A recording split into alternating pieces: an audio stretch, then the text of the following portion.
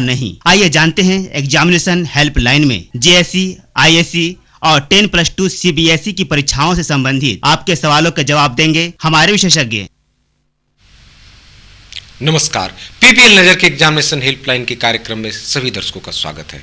मैं मुरलीधर आज उपस्थित हूं डॉक्टर पीएन शर्मा के साथ। पीएन शर्मा जी, आपका स्वागत है हमारे स्टूडियो में। Okay, thanks. दर्शकों, हम बता दें आज का हमारा एग्जामिनेशन हेल्पलाइन आज से जो परीक्षाएं शुरू हुई है और 4 मार्च से जो सीबीएसई की परीक्षाएं शुरू होने वाली है, इनको ध्यान में रखकर आयोजित किया गया है हमारा विशेष एग्जामिनेशन हेल्पलाइन। अगर आपको इन परीक्षाओं से आप जुड़े हैं, आपको कोई समस्या है, आपके बच्चों को कोई समस्या है और विशेषकर हमारे छात्रों को कोई समस्या है, तो वो सीधे कॉल कर सकते हैं 9234-302-302 पर। हम आपको जवाब देंगे, जहाँ तक संभव हो आपको संतुष्ट होंगे आप हमारे जवाब से। हमारे साथ पीएन शर्मा जी है, इनके बारे में हम बता दें कि ये डीपीएस गुड़गांव से भी जुड़े हैं और लंबे समय तक रांची से जुड़े रहे। दीप शिखा जो संस्थान है मानसिक मेंटली डिसेबल्ड का संस्थान है, वहाँ से जुड़े रहे हैं। शर्मा जी, एक बार हम और चाहेंगे कि आपका जो पूरा परिचय हमारे दर्शकों को आप दें। मैं दीप शिखा, जैसे आपने बताया है कि Deep Shikha institute for child development mental health centre है, वहाँ पे 5 ईयर्स तक मैंने वर्क किया है। एमए क्लिनिकल साइकोलॉजी से मैंने पीएचडी भी किया है। रिसर्च वर्क मेंटल रिटार्डेशन में मेरा रहा है और मैंने diploma in mental retardation NIMH Secunderabad से किया है। रिसेंटली मैंने post graduate diploma guidance and counselling new Delhi से मैंने ये कोर्स किया।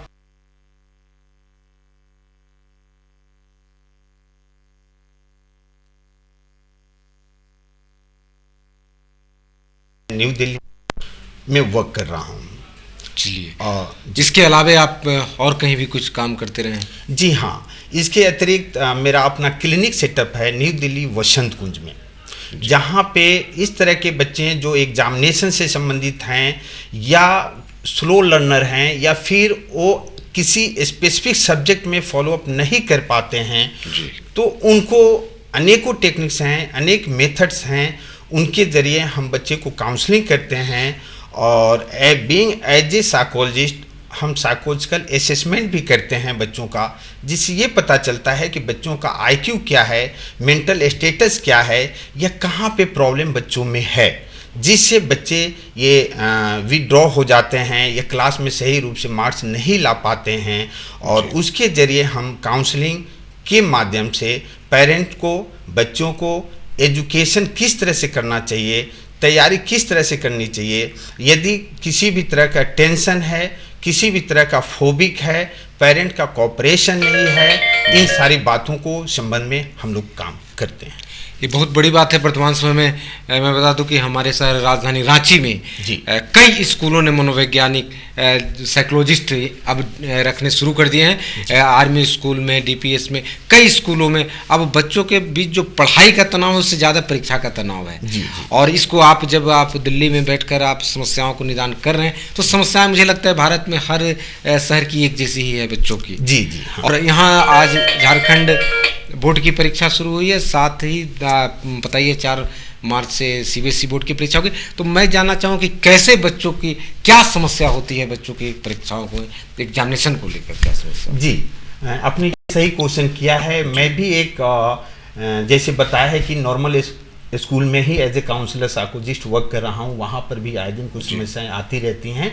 इस पॉइंट ऑफ व्यू से यदि बच्चे, पेरेंट्स, शिक्षक इस बात पर यदि ध्यान दें कि किस किस पॉइंट से बच्चों को किस तरह से तैयारी हम कराएं, यदि हम इसको 3 भागों में बांट दें तो किसी भी अभिभावक को, किसी भी स्टूडेंट्स को समझने में उसकी काफ़ी सहायता होगी। जैसे यदि हम ये कहें कि प्री एग्जामिनेशन पीरियड मीन्स परीक्षा आने के पहले का समय की तैयारी कैसी करनी चाहिए, उसके बाद से examination period, during examination period में बच्चों को किन किन बातों को ध्यान देना चाहिए। और थर्ड अगर पॉइंट हम देखें तो ये कहें कि post examination period, post examination समाप्त होने के बाद के समय पर किन किन बातों को ध्यान दें, ताकि बच्चे का जो टेंशन है, एंजाइटी है, या कुछ आप ये सुनते होंगे कि बच्चे एग्जाम देने के बाद में सुसाइड कर लेते हैं, इस तरह की समस्याएं न आए, इसके संबंध में हमने ये 3 स्टेप में पेरेंट्स को या अपने स्टूडेंट्स को हम ये कहना चाहेंगे। जी जी। शर्मा जी, मैं एक प्रश्न आपसे जानना चाहूँगा कि जब बच्चे आपके पास आते हैं जी। तो कैसे सवाल सबसे ज़्यादा आपके पास आते हैं? सर, पेरेंट्स हों या बच्चे हैं, मेरे को लगता है कि बच्चे से ज़्यादा पेरेंट्स काफ़ी एंजाइटी फील करना शुरू कर देते हैं। मेरे बच्चे का रिजल्ट अच्छा नहीं आ रहा है, मेरा बच्चा का ये स्कूल में रेपुटेशन अच्छा नहीं आ रहा है। इसके लिए हम बच्चे और पेरेंट्स को यही सजेस्ट करते हैं कि पढ़ने के समय का स्टाइल जो है, उसका जो टाइम टेबल है, शेड्यूल्स हैं, उसमें परिवर्तन करें जी, जिसमें बहुत सारे फैक्टर्स प्रभावित होते रहते हैं। और यदि हम एक एक फैक्टर्स के साथ यदि चलें, एक एक पॉइंट के साथ अगर चलें, तो बहुत चीज़ सामने आना शुरू हो जाता है कि बच्चे में प्रॉब्लम्स कहाँ हो। फिर भी कुछ मुख्य समस्याएं जो आपको लगती हो जो बच्चे में होती है, कहाँ कहाँ समस्या आती है बच्चों की? जी, बच्चों के समस्या यदि आजकल हम अधिकांशतः ये देख रहे हैं कि बच्चे ये जानना चाहते हैं कि कम समय में हम अधिक से अधिक जल्दी तैयारी कर लें जी, और जिसके कारण से उनकी तैयारी अच्छी तरह से नहीं हो पाती। दूसरी बात यह है कि जो मोटिवेशन और इंटरेस्ट बच्चों में खुद की होती है, वो ना होकर पेरेंट्स ये कहना चाहते हैं कि बेटा तुम ये सब्जेक्ट लो, इस तरह की तैयारी करो, तो अधिक पेरेंट्स का इतना न तनाव अधिक हो जाता है जिससे बच्चे जो हैं टेंशन में आ जाते हैं। इसलिए मेरा ये अपना विचार है, मेरा अपना अनुभव है कि पेरेंट्स को ये चाहिए कि बच्चे को पूरे ध्यान दें, ऑब्जर्व करें, लेकिन बच्चे को फ्री इन्वॉल्वमेंट प्रदान करें। क्योंकि हम ये देखते हैं आए दिन कि बच्चों के एजुकेशन में एज फैक्टर काफ़ी प्रभावित है जी। एज फैक्टर में चूंकि जो अभी एग्जामिनेशन का पीरियड है, वो हम मोस्टली जो हैं 16 ईयर्स के बच्चे लगभग आते हैं, 14-15, ये जो कि एडोलेसेंट ग्रुप कहा जाता है, किशोरावस्था हम लोग कहते हैं, तो उसमें एज का ज़्यादा प्रभाव पड़ जाता है। और हर बच्चे की एक स्थिति ये होती है कि हम जो है अच्छे मार्क्स लाएं। अच्छे मार्क्स लाने के दरमियान हो सकता है कि कोई मादक पदार्थ का सेवन करना शुरू कर दिया है या कुछ ऐसे, वो हम लोग के काउंसलिंग सेशन में पता चलता है कि बच्चे में कहाँ क्या प्रॉब्लम है। काउंसलिंग में पेरेंट्स से भी पूछते हैं हम लोग जी, उनके सिबलिंग से भी हम लोग बैठ के पूछते हैं, क्योंकि इसमें तैयारी में पेरेंट्स का जितना योगदान होता है उतना ही योगदान यदि सिबलिंग है, भाई बहन हैं, तो उनका भी योगदान होता है, टीचर का भी मुख्य योगदान होता है। उस तरह से यदि हम ये देखें तो किस तरह से बच्चों को तैयारी करना चाहिए, इस पर यदि हम एक फोकस डालें तो ये देखते हैं कि एग्जामिनेशन का टेंशन ना हो, मेरा प्री प्लान रूप से तैयारी चले। इसके लिए एक टाइम टेबल बनाएं, टाइम टेबल को फॉलो अप करें। टाइम टेबल इस तरह से बनाएं कि जो अधिक टफ जो सिलेबस लग रहा है, टफ क्वेश्चंस लग रहे हैं, टॉप सब्जेक्ट हैं, उसको पहले हम रखें, उसमें कुछ अधिक समय दें। समय देने के साथ साथ टाइम पर भी ये ध्यान दें कि कुछ रिक्रिएशन भी हम रखें। बहुत ऐसे बच्चे हैं कि घंटों घंटों पढ़ रहे हैं, लेकिन ड्यूरेशन जो रिक्रिएशन का है वो समय नहीं दे रहे हैं, ये भी नहीं होना चाहिए।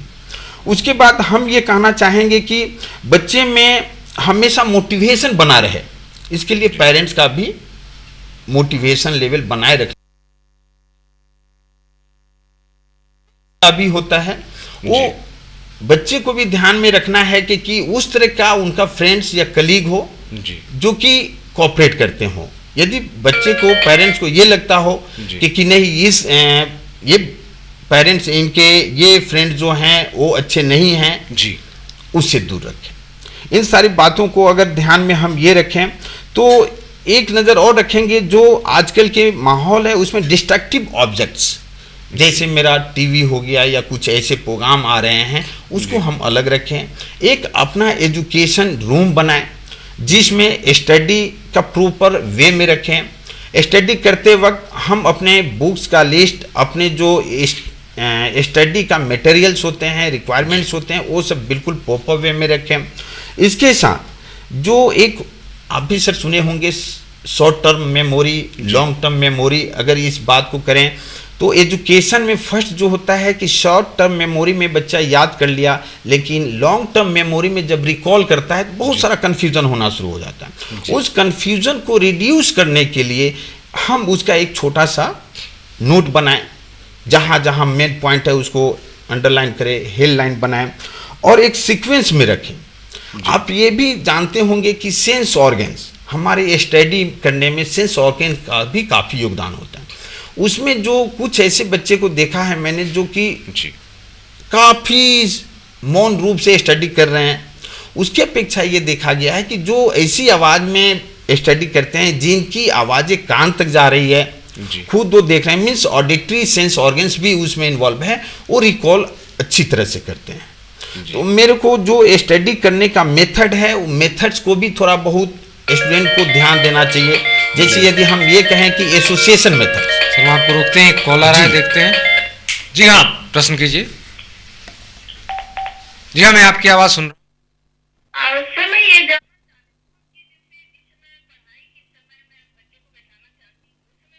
घूमना चाहते हैं, तो उस स्थिति में मुझे क्या करनी चाहिए? जब वो पढ़ाना चाहती हैं तो बच्चे बाहर घूमना चाहते हैं। जी, हम ये कहना चाहेंगे कि बच्चों का स्टडी के संबंध में मोटिवेशन बिल्कुल बना कर रखें, स्टडी बिल्कुल बना कर रखें। और ये जो टाइम टेबल की मैंने जो बात की है, बच्चों का टाइम टेबल बनाया जाए और टाइम टेबल के अनुसार रिक्रिएशन या ब्रेक जो मैंने अभी इसके पहले डिस्कस किया था उसको टाइम टेबल में मेंशन करें। बच्चों का टाइम का बिल्कुल कॉन्सेप्ट क्लियर कराएं कि ये समय है, इसी समय में आपको बाहर खेलने जाना है और ये समय पढ़ने का है। साथ साथ उसमें बच्चों का मोटिवेशन, इंटरेस्ट डेवलप करने के लिए रिवार्ड टेक्निक का यूज किया जाए। जी शर्मा सर, हमसे ढेर सारी बातें और करनी है, बड़ी समस्या है। 2 लाख से ज़्यादा छात्र हमारे शहर में हैं और हम चाहेंगे कि कुछ और हम बात करें। और ये बड़ा महत्वपूर्ण प्रश्न है कि जब परीक्षा आ जाती है तो बच्चों को एकदम बंद कर जाता है, बस पढ़ो पढ़ो पढ़ो और कुछ नहीं कर सकते। लेकिन अंतिम दिनों में सिर्फ कुछ दिनों में इस तरह से करने से क्या असर होता है, हम इस पर भी बात करेंगे। साथ ही बात करेंगे कि जो खास विषय है उसमें बच्चों की जो कमजोरी है उसके संबंध में आपसे जानना चाहेंगे। लेकिन अभी लेंगे एक छोटा सा ब्रेक। दर्शकों, आप बने रहिए हमारे एग्जामिनेशन हेल्पलाइन के कार्यक्रम में। हमारे साथ है डॉक्टर पीएन शर्मा और हम इनसे बात कर रहे हैं परीक्षा में बच्चों को आने वाली समस्या, अभिभावकों की चिंता और दिनों दिन बढ़ती बच्चों की कठिनाई के बारे में। लेकिन अभी वक्त है एक छोटे से ब्रेक का।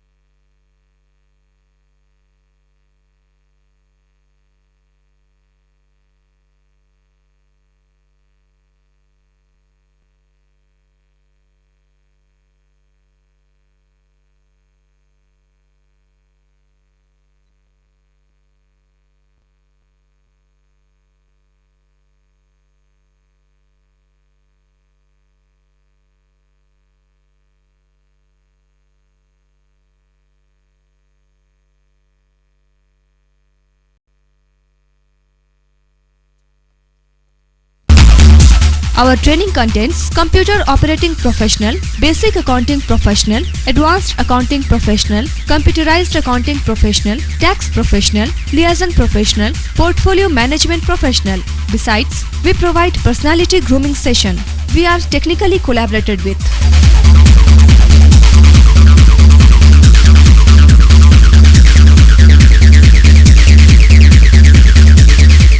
Hurry up! Admission going on. 25% rebate up to 31st January. Contact to Impact Education, 302 Mahabir Tower, opposite GEL Church Complex, Main Road, Ranchi. Our phone number 0651 3247 365 and 920 4789 365.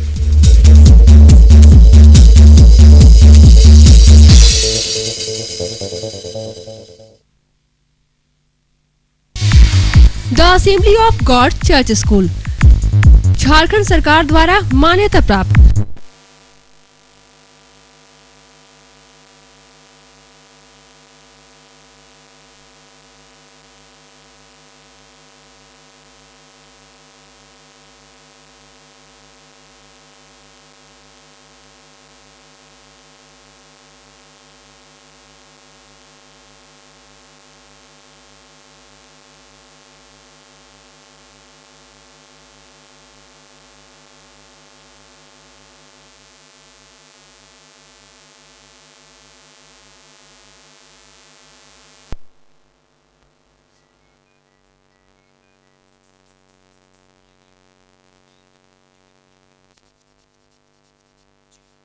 आज आप मोबाइल फोन के जरिए दुनिया के किसी भी कोने में बस चंद सेकंड में पहुंच सकते हैं।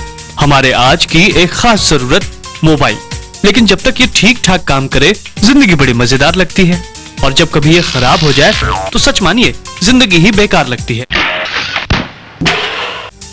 तो जब भी इसके रखरखाव के तरीके एवं मेंटेनेंस की बारीकियों को सीखने की बात करें हम, तो आपके पास है मोबाइल रिपेयरिंग ट्रेनिंग की दुनिया में एक बेहद लोकप्रिय और विश्वसनीय नाम मॉपकॉम।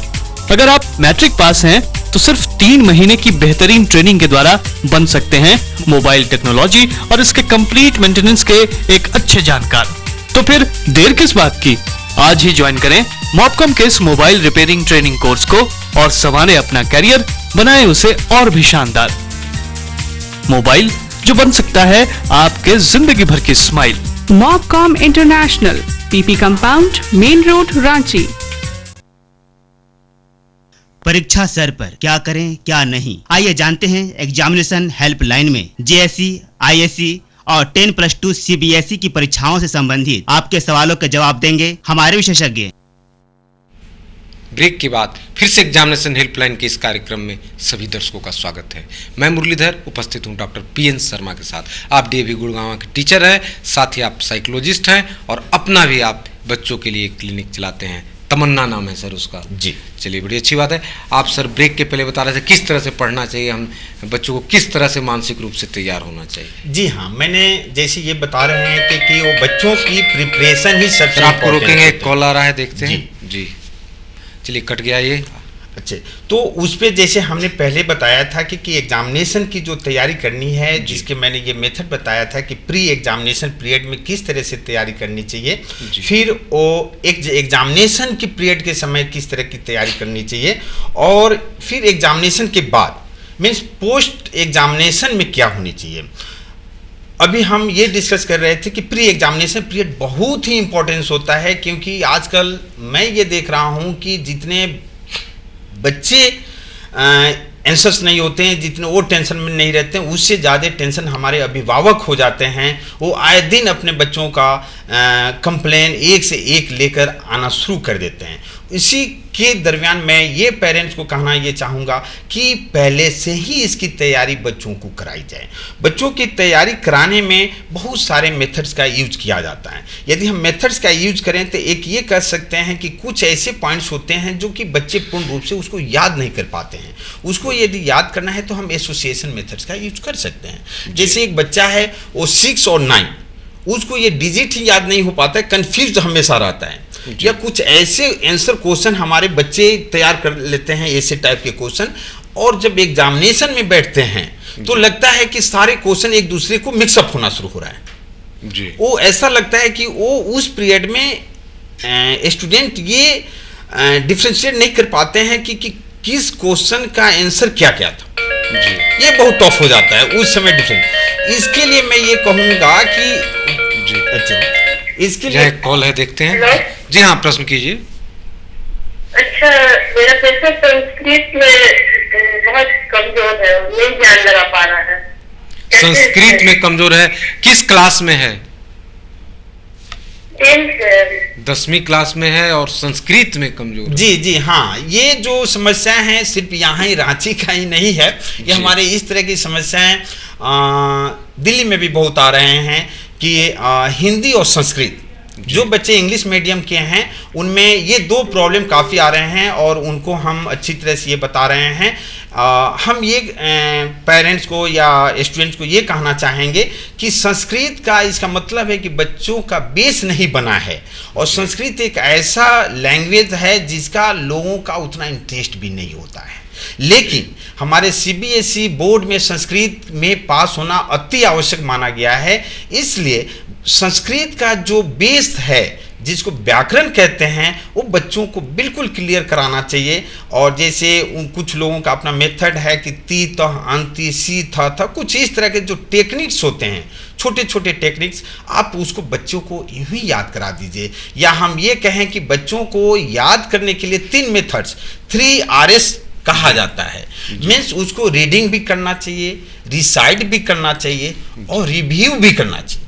इसीलिए 3RS मेथड कहते हैं, क्योंकि बच्चा रीड कर लेता है जी, रिव्यू रिसाइट करता है, रिसाइट संस्कृत में करने में कुछ प्रॉब्लम आती है, तो बच्चों को रिसाइट भी करा दें। शर्मा सर, आपको जरा सा हम रोकेंगे। जो समस्या संस्कृत के साथ है वो बड़ी संख्या में फिजिक्स और मैथ को लेकर भी है। अच्छा, तो क्या जो आप मेथड बता रहे हैं वो सब पर लागू होगा? जी हाँ, इसलिए वो ये साइकोलॉजिकल टर्म से कहा जाता है कि जब बच्चे यूज कर रहे हैं तो क्यों नहीं 3S टेक्निक का यूज किया जाए। 3S 3R मीन्स इसमें R means reading, R means recite, R means review. Means reading भी करना मस्ट है, उसी तरह से रिसाइट भी करना है। तो संस्कृत की जहां तक बात आई है सर, उसमें भी रिसाइट करना बहुत जरूरी है, क्योंकि वो जो कुछ ऐसे रिट लकार, लट लकार, कुछ ऐसे लकार हैं जो विदाउट रिसाइट किए हुए वो याद नहीं हो पाते। सेम वही मेथड हमारे फिजिक्स में आते हैं, मैथमेटिक्स में आते हैं, क्योंकि उसके फॉर्मूले होते हैं। फॉर्मूले सर आपको भी पता होगा, A+B होल स्क्वायर या जो भी जैसे भी होता है, उस यदि फॉर्मूला याद नहीं है तो स्टूडेंट किसी भी क्वेश्चन का सॉल्व सही रूप से नहीं कर पाता है। इस कारण से हम पेरेंट्स को के साथ साथ स्टूडेंट्स को भी हम ये बार बार यही कहेंगे कि वो सभी इस मेथड का यूज करें, रीड भी करें, रिसाइट भी करें, बार बार उसको याद करें, और रिव्यू मीन्स 2 दिन 3 दिनों के बाद में उसको पुनः रिकॉल करें, जिससे उनकी फार्मूला ये मेथड हमेशा याद रहे और आगे चलकर उनको कोई ज़्यादा परेशानी नहीं होगी। जी। इसके अतिरिक्त जो मानसिक समस्याएं हैं, ये तो हुआ जो फिजिकल है वो पढ़ें, उसको याद करें, वो बोल के पढ़ें, उसे वो सुने, राइटिंग करें, लेकिन कुछ मानसिक समस्या होती है। जैसे किसी बच्चे को ये लगता है कि ये तो हमें आ ही नहीं सकता है। जैसे आपने कहा कि रूम की व्यवस्था, तमाम व्यवस्था, लेकिन कहीं कहीं कुछ कठिनाई होती है। कुछ लोगों को बिल्कुल टीचर ने डांट दिया, जो क्लास में अपमानित हो गए, फिर वो एस्केप कर जाते हैं उस सब्जेक्ट से। हम चाहेंगे ये जो एस्केपिंग है बच्चों के बीच, इसके बारे में आप बताइए कि उससे कैसे बचा जाए। जी सर, इस तरह के बच्चे भी हमारे दिल्ली के वेंकटेश्वर इंटरनेशनल स्कूल है, भटनागर इंटरनेशनल स्कूल है, GD गोइंका स्कूल है, जो काफ़ी हाई फाई के लेवल के स्कूल है, वहाँ के बच्चों का कुछ हमारे पास आ रहे हैं, हमारे क्लिनिक में आ रहे हैं, जिनको हम ये सब टेक्निक्स के माध्यम से कुछ अपनी ये जो साइकोलॉजिकल टेक्निक्स है, जो पढ़ने के मेथड्स हैं, उनके माध्यम से रिड्यूस किया जाता है। तो सबसे पहली बात आपने ये कहा कि बच्चे किसी स्पेसिफिक सब्जेक्ट में स्किप कर रहे हैं, बिल्कुल उनका मोटिवेशन नहीं है, बिल्कुल उस सब्जेक्ट के नाम पर जो है वो कहते हैं मुझे इसको तो छूना ही नहीं है, इस तरह से हेटेड हो चुके हैं। स्थिति इतनी बदतर होती है कि अगर उन्हें कहा जाए कि तुम्हें पढ़ना है तो रोने लगते हैं बैठ के। जी। और एक बच्चा अगर 14 साल 15 साल 16 साल का बच्चा रोने लगे, क्लास में रोने लगे, तो एक बड़ी अजीब स्थिति पैदा होती है। क्या करे गार्जियन, क्या करे शिक्षक को भी किसी तरह से उसे डांटना नहीं है, समझाना है, और शिक्षकों के पास भी आप समझ सकते हैं, आप खुद शिक्षक हैं, कितना समय का अभाव होता है। सर, तो इसमें हम ये कहना चाहेंगे कि एजुकेशन के संबंध में सभी का रोल बहुत इंपॉर्टेंस है। यदि हम रोल का यदि कहें तो पेरेंट्स का उतना ही रोल है जितना कि एक टीचर का है, टीचर का उतना ही रोल है जितना कि एक पीयर्स ग्रुप्स का है, उतना है उसके कलीग का है, उतना ही उनके फ्रेंड्स का है। ये सारे लोगों का इन्वॉल्वमेंट एक बच्चों के टीचिंग में प्रभाव पड़ता है। यदि एक बच्चा किसी भी स्पेसिफिक सब्जेक्ट में लगता है कि वो बिल्कुल इंटरेस्ट नहीं है, तो या तो टीचर काउंसलिंग के माध्यम से उसके मोटिवेशन करें या रिवार्ड के माध्यम से या इंटरेस्ट उसमें डेवलप करें। एक कॉल आ रहा है, देखते हैं। जी हाँ, प्रश्न कीजिए। हेलो। जी हाँ, आपका प्रोग्राम देख रहे हैं। जी हाँ। इसमें हम जानना चाह रहे थे कि क्या बच्चों को टीम वर्क में भी लिखिए, मैंने 2-3 फ्रेंड मिल कर किसी चीज को डिस्कस करने से ज्यादा क्वेश्चन का सोल्यूशन और याद होने की मेमोरी पावर बढ़ सकती है, या अकेले पढ़ने से बच्चे ज्यादा अच्छे तरह से तैयारी कर सकते हैं?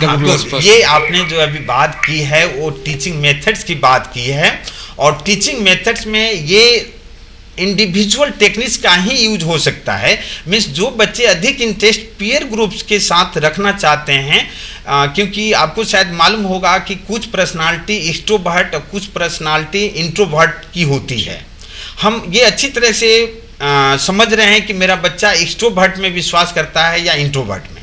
यदि बच्चा में ये लगता है कि नहीं, अधिक साथियों के साथ मिलना जुलना पसंद नहीं करता है, तो हम उसमें एफर्ट्स न करें, उसको बिल्कुल एक अच्छे से गुड इन्वायरमेंट हम दें, गुड वहाँ के सिचुएशन हम करें, लाइटिंग की व्यवस्था अच्छी तरह से दें, और बिल्कुल टेंशन फ्री एजुकेशन हम दिलाने की कोशिश करें। एक और कॉल आ रहा है, देखते हैं। जी हाँ, प्रतिक्रिया। मेरा कहने का मतलब वो नहीं था, इंट्रोवर्ट और एक्सट्रोवर्ट जो आपने बताया जी, उसके बारे में मेरा कहना का तात्पर्य यह है कि बच्चों को ग्रुप में पढ़ने के लिए छोड़ा जाए कि बच्चों को अकेले एक इंडिविजुअल कमरे में दे दिया जाए कि आप अपने तैयारी, अपने नोट्स, अपने बुक्स की तैयारी करो। जी, तो बच्चे की इंटरेस्ट पर भी डिपेंड करता है। कुछ ऐसे बच्चे हैं कि हमेशा अपने साथी के साथ ही तैयारी करने की कोशिश करते हैं, और कुछ बच्चे ऐसे होते हैं कि वो बिल्कुल जो है अपने इंडिविजुअल ही तैयारी करना चाहते हैं। शर्मा सर, आप थोड़ा सा हम रोकेंगे। मुझे लग रहा है कि ये बिल्कुल क्लियर कट जानना चाहते हैं कि लाभ किस में होता है। तो जब बच्चे पढ़ के थोड़ा ऊपर उठते हैं तो हम लोग इन्हीं कार्यक्रमों से उन्हें कहते हैं कि समूह में पढ़ाई करो, ज़्यादा लाभ होगा, ऐसा हम लोग कहते हैं। और मुझे लगता है कि ये देखा गया, क्योंकि किसी भी बात को जब वो डिस्कशन करते हैं तो तनाव मुक्त होकर करते हैं, और मुझे लगता है वो ज़्यादा और वो जो मेमोरी, और आप जो कह रहे हैं वही बात सही है कि बच्चे को जांचना भी जरूरी है। हाँ, कि वो बच्चा किस तरह का। जी, हम लोग बात कर रहे थे कुछ उन बिंदुओं पर जो परीक्षा में उनके लिए उपयोगी है, और आप बता रहे थे वो विषय वस्तु को लेकर जो कठिन विषय है उसको वो किस तरह से तैयार करें और किस तरह से उसकी तैयारी बेहतर हो सकती है। जी, वो तो तैयारी के संबंध में मैंने ये कहा कि जैसे इसके पहले 3S मेथड्स का मैं यूज़ कर रहा था कि जो सब्जेक्ट हैं उसको इस तरह के मेथड के साथ में तैयारी करें। इसके साथ साथ यदि उनको ये लगता है कि ये टॉपिक ये सब्जेक्ट हमको काफ़ी टफ पड़ रहा है, मीन्स इंग्लिश मीडियम वाले स्टूडेंट्स का, जैसे अभी आपने सुना संस्कृत बहुत टफ है, हिंदी अधिक टफ है, तो हम क्यों नहीं उसकी प्रायोरिटी पहले लें, अपने टाइम टेबल में उसका जो स्टडी करने का समय अधिक रखें, और सहयोग हम अपने कलीग से लें, पीयर ग्रुप से लें, पेरेंट्स से लें और रिलेटेड टीचर से लें। शर्मा सर, 2-3 सामान्य प्रश्न है, जैसे कितने घंटे पढ़ें, जी, कब पढ़ें, सुबह का समय उपयुक्त होगा या शाम का समय होगा, ऐसे कुछ प्रश्न। और क्या खाएं, बड़ा जो बेचैनी होती है परीक्षा को लेकर, नर्वस होते हैं, होम्योपैथिक की दवा ले, एलोपैथिक की दवा ले, ऐसे ये 3 सवाल हैं जो बड़ी संख्या में बच्चे आपसे और उनके अभिभावक विशेषकर जानना चाहेंगे। अच्छा सर, ये जैसे सबसे पहली बात हम समय के अनुसार यदि दें तो समय यदि अच्छी तरह से हैं तो ये भी हमने इंडिविजुअली देखा है कि कुछ ऐसे बच्चे हैं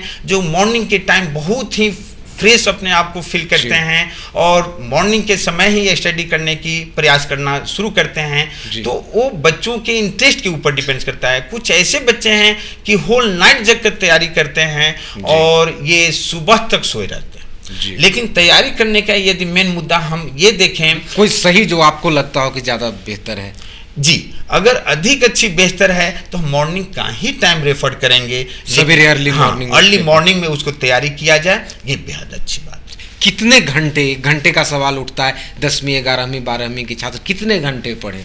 जी, चूंकि 12वीं की क्लास की अगर हम ये बात करें तो उनके सब्जेक्ट्स बहुत हो जाते हैं, पेपर्स हैं उसी अनुसार से, तो हम यही कहेंगे कि जो भी टाइम है, जो टॉप सब्जेक्ट है उसको एक टाइम टेबल में डिवाइड कर लें। डिवाइड करने के बाद में जब स्टडी का पीरियड, यदि आप जैसे कह रहे हैं कि कंटिन्यू कितने घंटे की स्टडी करें, तो स्टडी करें और उसमें ब्रेक अवश्य दें। यदि 30 मिनट्स हम स्टडी कर रहे हैं तो 10 मिनट्स का ब्रेक्स अवश्य दें। उसमें ऐसे फ्रूट्स लें, ऐसे फूड का अपना खाने पीने का इंतजाम करें जिससे वीकनेस ना हो। उसके बाद से यदि हमको लगता है कि बहुत टेंशन है तो कुछ वैसी चीज़ों का यूज करें जो चबा कर खाएं, जैसे चने का, कुछ ऐसे कि लगता है कि टेंशन कुछ फ्री होते हैं। और उस ब्रेक में हम ये यूज कर लें कि या तो अपने आइज को क्लोज करके रखें या फिर कुछ रिक्रिएशन 10 मिनट 15 मिनट का करें, ब्रेक करें, फिर स्टडी शुरू करें। चलिए, बड़ी अच्छी जानकारी है। और हमारा एक अंतिम सवाल होगा कि परीक्षा के दिन, जिस दिन परीक्षा शुरू हो रही है, 10वीं के जो छात्र हमारा शहर में परीक्षा दे रहे हैं वो अपने जीवन का पहला बोर्ड का परीक्षा देंगे और उनकी बड़ी तादाद है, तो वैसे बच्चे जो अपने जीवन की पहली बोर्ड की परीक्षा देने जा रहे हैं 10वीं क्लास में, हमारा जैक का परीक्षा शुरू हो चुका है, लेकिन CBSE में जाएंगे, वो पहले दिन क्या तैयारी करें मानसिक रूप से? जी, उसमें हम ये कहना चाहेंगे कि जो भी सब्जेक्ट की तैयारी हो चुकी है उसको पुनः वो रिकॉल करें, रिकॉल करके बिल्कुल पीसफुल रखें। एग्जामिनेशन के समय जाएं तो 10 मिनट पहले पहुंचें, अपने जो भी चेयर हैं, रोल नंबर है, वहां पे बैठें।